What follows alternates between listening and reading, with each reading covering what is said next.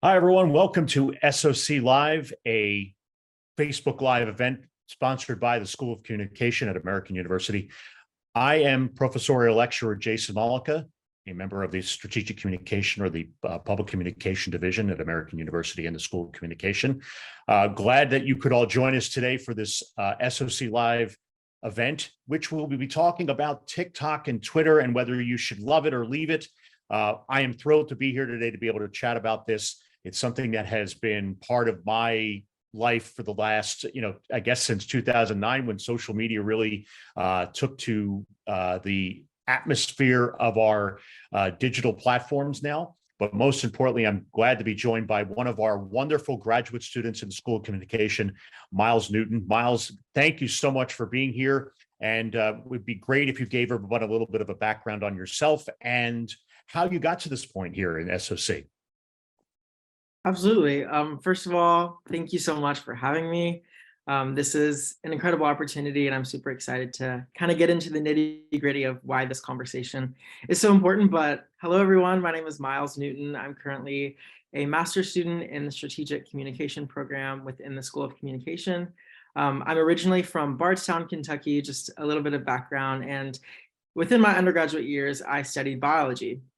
And that is just a small testament to how this program at American can transcend whatever industry you might be in or wanting to come from.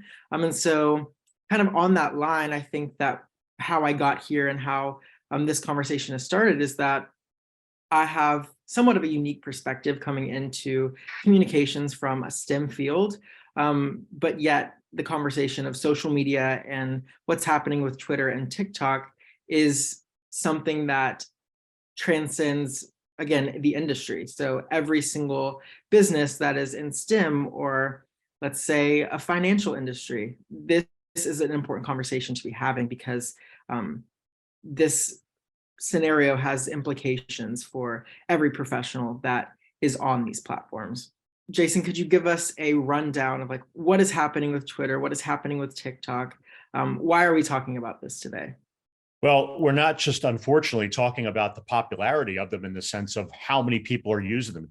TikTok obviously got to really be more popular during the pandemic. People were using it for short videos. They were using it to kind of pass the time, but also show people what was going on in their lives while we were locked down. And now it has really become not just an influential platform, but it's also skyrocketed to past Twitter in many ways. But we're here with TikTok because of the conversation around its connections to potentially the Chinese government. Their parent company, ByteDance, the Chinese government is allowed to access data that they deem to be, maybe being hidden, or in a sense that if the data they feel needs to be learned by the Chinese government. Now, ByteDance and even TikTok CEO has said that they are not sharing any information with the US government, especially information from United States users. However, here in the United States, those on Capitol Hill and around the country are very concerned whether their data is being used without their permission. The Justice Department yesterday, the spokesperson said, I'm not using it, so you shouldn't use it either. I don't know if I'd go that far. I think it'll be interesting to see when TikTok CEO comes to Capitol Hill next month for discussions to see where the CEO has said it would be we have to have a real conversation, but he would feel it would be really a tragedy if TikTok was all of a sudden taken away from US audiences. With Twitter, we're here because basically it's been the Elon Musk show since he took over Twitter a few months ago. Elon Musk reportedly asked that the algorithm be changed so that his tweets were seen more than President Biden's because he was talking about the Philadelphia Eagles who are in the Super Bowl. That's just one example of what's happened with Twitter because Elon Musk has wanted to make it more open and make it seem more welcoming, quote unquote. He has titled himself a free speech absolutist. Twitter used to have some very decent regulation when it came to posting what you can post and how you could post it. And although you can still do the, warning to Twitter, we see the amount of anti-Semitic posts and hate speech rising. We've seen it rise since he has taken over Twitter. So we're here now because Twitter is going in the direction that we're not used to. Right now, even though we do have a smart public, we're still being kind of inundated with a lot of misinformation and speech that is not necessarily things we should be having to be subjected to, especially those that whose what ethnic groups may be the target of that speech. So we're here today, unfortunately, because of the bad things that are happening, or potentially bad things that are happening on these platforms. And until it's really corrected, or at least there is a better understanding, we're going to continue to talk about TikTok and Twitter in this vein for quite some time. And that was a very, I think, in-depth, and that gives us a really good picture of what this issue ensues for so many different users of social media. This past week, and actually every week in my entertainment communications course, we speak about social media and the role of influencers. And I think that in current day social media, influence is everything. And if you have people under your umbrella to listen to what brands you like to use, or the TV shows you subscribe to, whatever it may be, you will have a following. But I think the scary thing in today's Twitter culture is that a lot of the algorithm is being decided by the financial power that is Elon Musk. And I think that there are dangers in that, especially whenever you come to the topics of hate speech and misinformation. I mean, those two things are not new to social media, but this is a new concept in that it is being somewhat perpetuated by the administration, and it's coming from the top down. And so this conversation, as previously mentioned, is something that is very pertinent to my studies as a master's student, in that as I'm about to enter the industry or preparing to become a professional communications practitioner, this is something that from a business standpoint, I need to understand, so that whenever I do join a corporate team or a nonprofit team, I can kind of position the business in the best way possible. So with that, what are businesses saying? What is the industry saying about this conversation? And I know that a lot of even American University has spoken about their presence on these platforms. Where are we headed with this? What are companies saying? And yeah, what's going to happen with people's presence on these apps? Well, I think a lot of people are still taking the wait and see approach with Twitter. The worst thing that any organization, whether it be a university, a brand, a business, a non-for-profit, could do is just say, that's it, we're done, yank everything off Twitter. Strategically, that's not a smart thing to do, because it's so established now as part of where we get our information, not just news, not just sports and entertainment, but we hear from brands about new products. We hear from organizations about initiatives they're doing. Universities and colleges around the country use it for admissions. They use it to let people know, and let parents, alums, et cetera, and students know what's going on campus, even if they're not part of that particular school or college. That being said, there are people out there that have been obviously, jumping ship and saying, I'm going to a platform that's called Mastodon. From my perspective, that's fine. You would like to jump and go to Mastodon or go to another platform, please do so. That's okay. But I wouldn't say just leave Twitter, because Twitter has all of this. It's been around for a long time now. It has grown. It is where people that when you are trying to establish a voice, you can go to. You still need to make sure that you're strategically thinking of things of how it could affect you as a brand. If you see your audience decide that they are going to no longer follow you, you see your numbers declining because the algorithm changed, or maybe it's maybe bots have been either going up or going down on your account, then you have to decide whether it's the most valuable place for you to be. Make sure you're making the right decision by looking at the data and kind of surveying your audience to see what they're doing, and then keep listening and monitoring. And then from there, if you want to leave Twitter, go ahead. So what I'm hearing more of is not people just jumping ship and we're seeing people leave en masse to somewhere else. It's more of they're establishing their Mastodon accounts. There are people that have left and said, I'm not coming back, and that's fine, but it's not a mass exodus to the, to the delete button. With TikTok, though, it is something where it's either it's very popular with the younger crowd. It's popular with, high school students. It's popular with college students, and it's popular with celebrities and influencers. Like you said, you're not going to see influencers leave TikTok just because they feel, in many ways, because a few members of the government are raising a flag. They know they can get their audience from there. Should we, as with any platform, be a little, wary of where our information is going? Sure. We've heard these conversations around social media since the first few years it was kind of really hit the mainstream. So from my perspective with TikTok, I think it's, if you have an account, I'm not saying you shouldn't, you should throw caution to the wind, but if you're on it, I don't think you necessarily should be, sitting there chattering with your teeth thinking, are things going to go away, or am I going to have my data stolen? You're as much of a risk at getting something, potentially, being spammed or being, kind of broken into with your account as you would if you had Instagram, Facebook, Snapchat, et cetera. But I think at the end of the day, we have to consider, how does it affect me individually as a person? And if I feel that I'm not best for Twitter right now, I'm not going to use it. But I may like TikTok. I'll keep an eye on what's being said, but I'm going to stay with it. It's personal preference. And I don't blame the government for saying that, hey, TikTok shouldn't be on the government phone. Fine. That's for the government, federal, local, national, whatever.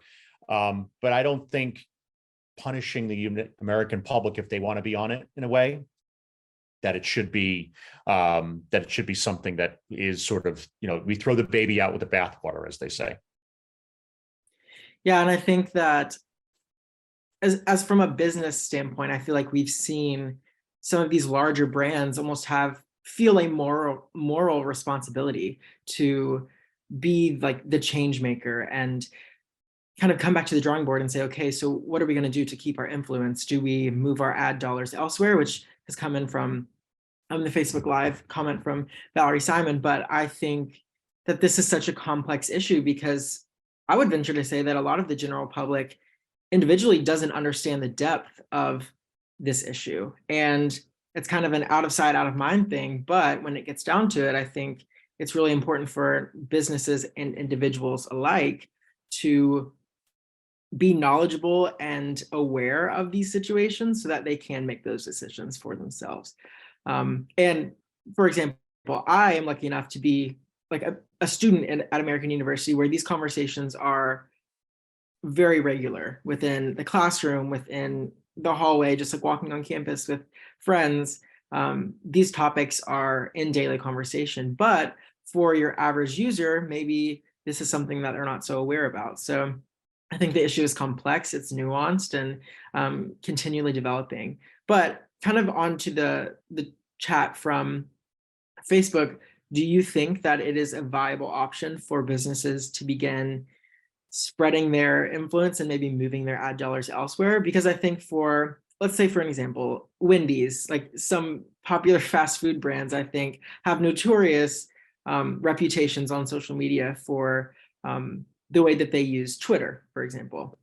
A brand that has so much influence on that app, how could they begin to reevaluate their ad dollars? How could they begin to transition their business model? What would that look like?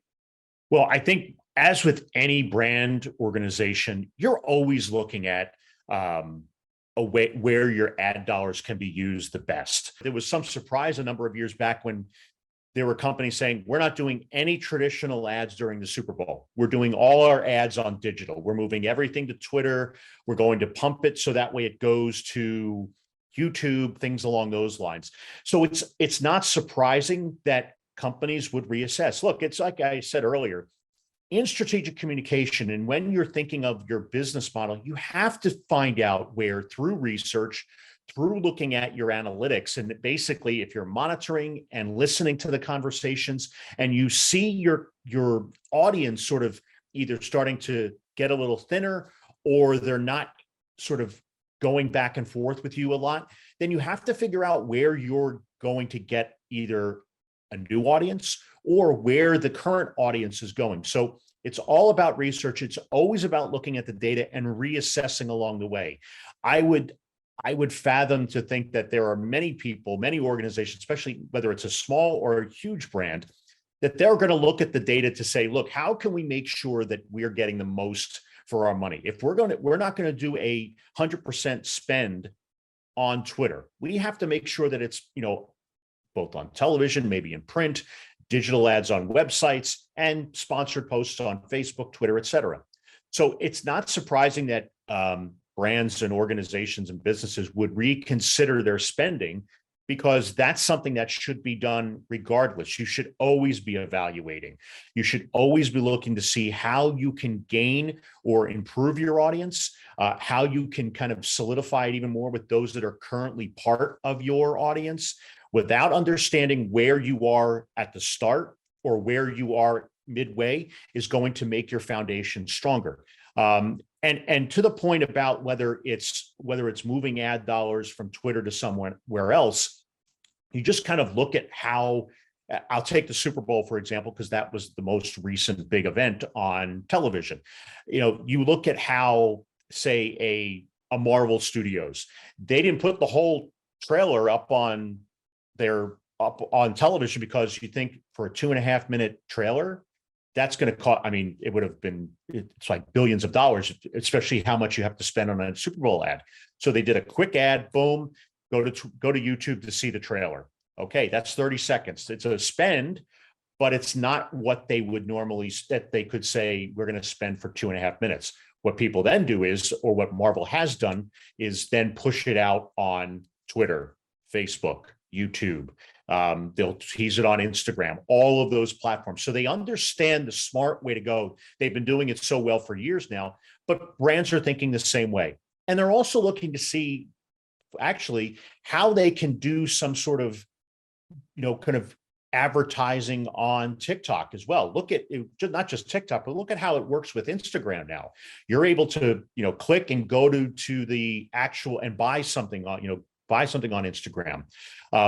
If I can find a way to reach my audience a lot better, I'm going to try to do that. You're going to look at the data a lot. You're going to make sure that it's a sound decision, and you're going to see how businesses within your sort of realm are considering, are they doing the same thing? Are they ignoring it? And if they're ignoring it, doesn't mean you should. It means, hey, we should really be taking a look to see why our dollars aren't going that way, and solidify ourselves and find ways to diversify our quote unquote social portfolio.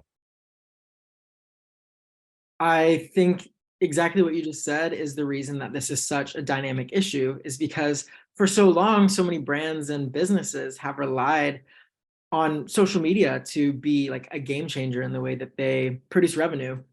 And now with this conversation in the mix, it is, I think, going back to what you said about the foundation of strategic communication, research is necessary when it comes to making sound decisions as to how you present your brand or your company. But also, I think that we're seeing a lot of new practices when it comes to like crisis communication. How do we put this fire out? How do we position our brand as someone who understands this issue and is working towards a solution? And funny that I mentioned that, because I have the opportunity this semester to develop a capstone project and pick a social issue surrounding communications and really hone in on it and do some research. And so what I'm working on is a project that encapsulates crisis communication along with a touch of cancel culture, and trying to understand where the line is. So at what point do we deem a brand unredeemable from maybe going too far into an issue, or maybe being too silent about an issue? And so I think that this is something that isn't just going to stop, and businesses are going to have to really redo their puzzle as far as where maybe their ad dollars are, or just like making sure that if they are going to stay on the platform, they double down and know why they're staying on the platform. I have a question coming in from Facebook, and someone is asking how, from Andrew Gallivan, how should corporations balance their exposure versus like morality of being on the platform? So kind of that question I suppose, where's the line as far as this platform is something that we have used to gain revenue and connect with our consumers, but at the same time, it is a dangerous place for some of our consumers or just for the general public. Where is the line? Well, I think that line is essentially drawn by the organization. If you feel and you see the smoke signals, the virtual smoke signals or digital smoke signals on the platforms that, you know what, we don't like what's going on, then you need to be listening to your audience. I think the morality side of things, and I think part of the question was about, like, if you're a religious organization, obviously, I mean, if you feel that it's trending towards a more hateful, it's trending more hateful, then you have to decide whether you're going to speak up and defend what's right, which is, we do not want to see people discriminated against. We do not want to see anti-Semitic or hate speech, and put the messages out there that show you are going to rise above that. But if it gets to the point where it's not going to be stopped by the platform, and the platform, whether it's TikTok, Twitter, or whatever it is, and I think in this case, we're talking about Twitter, where it's been more the sort of the floodgates have opened a little more. Then a organization should decide, look, we can battle all we want, but it's not going to be fruitful. Then that's where you could say, all right, we're going to put our time into something else. Maybe you stick with Facebook, maybe you go to Instagram, you find outlets that are going to work for you. But it all comes down to whether or not the organization itself feels that their audience is clamoring for them to go somewhere where the conversation is more. It doesn't have to be perfect, but at least if you have a discussion or there's an argument, it's not filled with rage and hate. And if that's the case, that's where you should consider going. On the other hand, if you feel like you want to fight the fight, then stay and help battle the voices that are really doing the damage. If you know that your organization is comfortable, or your organization, bottom line, is comfortable with speaking out, we do see that the studies show that people are more apt to feel connected to a brand if they speak out on social issues.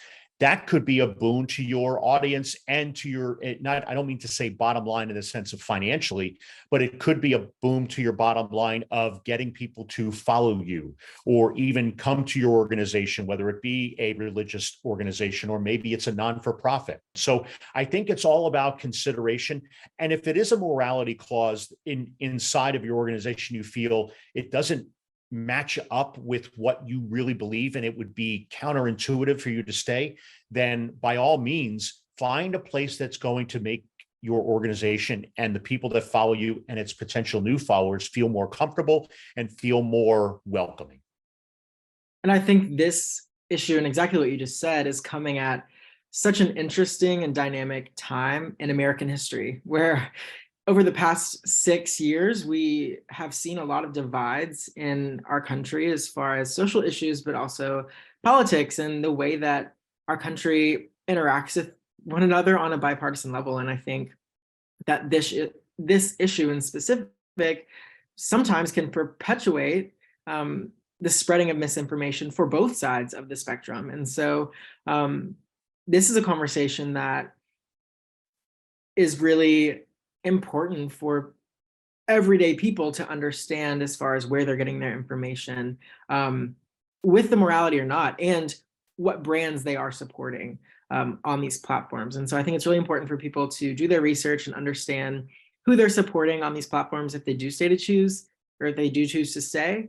But yeah, I think that what you just said is a really interesting part of this conversation. We're about to round out this session, but really quickly, just this last question. If you could briefly answer and we can talk about, so what's next for social media? What does this imply for, I know you briefly mentioned some platforms that businesses are starting to gravitate towards, but what does this look like as we move forward with social media? Because obviously social media is something that is never going to go away.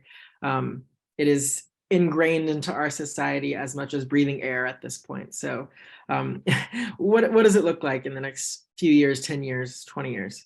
Well, I would be surprised if Twitter goes away. I think it's just too much. It's too part of our day-to-day conversation. Even if you're not on the platform, it's still a place where organizations, brands, news, sports, et cetera, it's a place where we all get information.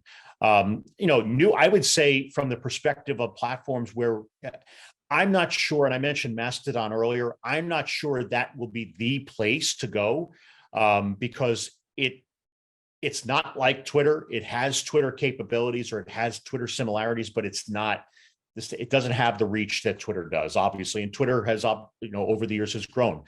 Even the sense of TikTok started as Musical.ly, and then when it changed and to TikTok, it was right around the time of the pandemic, and it just blew up.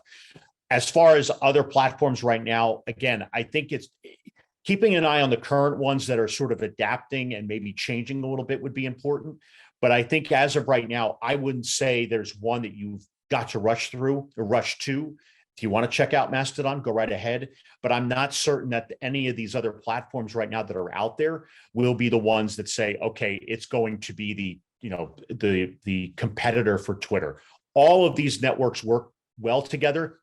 It comes back to which one is going to be most viable for individuals, and making sure that that it works for you. And I think that's the bottom line. I don't see one platform right now that's going to be, okay, this is the next big thing. I think I'm really interested to see how this issue moves forward, especially with Twitter and TikTok being platforms that transcend generational divides. I think that there are individuals from every representation of generation on both of those platforms. And I think that's unique to those platforms. And so maybe a third conglomerate social media platform will be created and become the next big thing in the next 5 years. But this is a very dynamic conversation, and it has been a pleasure to speak with you about this, especially coming from a student's perspective, where I am learning so much about the industry, but also the application of this knowledge. It's one thing to know things about Twitter and TikTok, but understanding that at American, I'm able to apply these things in conversations like this, or in assignments, or doing a personalized capstone project, I think is really inspiring for those looking to hone in on their craft of communication. So that was kind of me trying to tie a pretty little bow on this conversation. I think we could probably talk for hours and hours about this. But if you have any last tidbits, please share now. Yeah, one of the things I will say is the great thing about this conversation is that that you're part of the on-campus program that we have in strategic communication. And I lead, as program director, our online program for strategic communication. And one of the things we have coming up, we have our summer classes beginning on May the 1st of 2023. And the great thing is that we have a rolling admissions process. One of the things that I would like everyone to know is if you are looking to get a master's degree, whether being online and you can't be in DC, or you're in the DC area and being online is more to your advantage, we would love to see you apply for the program. We have many of our professors at American University School of Communication are instructors in the online program. They've created the classes. Matter of fact, the topic we're talking about today is part of one of our unique concentrations we have, which is called Digital Communication Strategies and Analytics concentration. We also have one in social change. But again, the application process is relatively easy. You just fill out an online application, you put your resume in there, you get 2 references. making sure you have your transcripts from wherever you've been before. We have all the information on our website. But you can also call right now up until March 1st. There is a $500 priority application deadline for a scholarship. If you submit by March the 1st, you will qualify. So please, I ask that if you go online, we have a slide here. They'll give you all the information.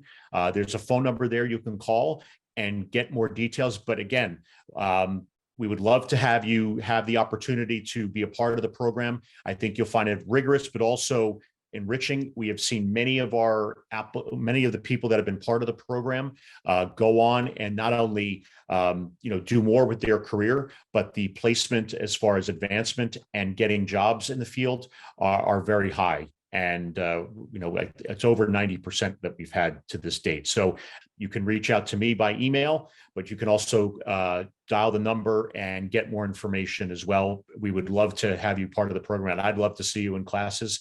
And again, I am so appreciative, Miles, for you joined us today and been a part of this. I wish you all the best of luck in the remainder of your studies.